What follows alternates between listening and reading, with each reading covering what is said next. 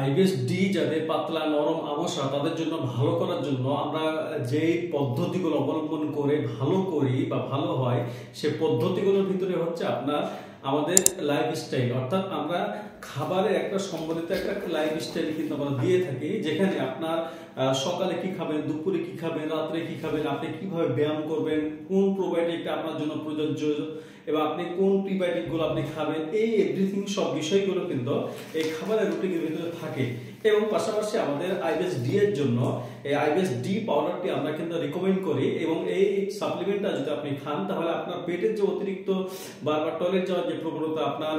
ঘন ঘন বাথরুম যাওয়ার যে প্রবণতা এবং বারবার যে আপনার পেট মুচড় দিয়ে উঠে বাথরুম যাওয়া লাগে এবং আপনার ঘন ঘন বাথরুম হয়, আমসা যায়, বিজল যায়, এগুলো কিন্তু আপনার দূর করার ক্ষেত্রে এটাকে মুখ্য কিন্তু ভূমিকা পালন করে। সেক্ষেত্রে অবশ্যই এই প্রোডাক্ট এবং এই গাইডলাইনটি আপনার সংগ্রহে রাখবেন আপনার এই আইবিএস ডি কে ভালো করার জন্য। ধন্যবাদ।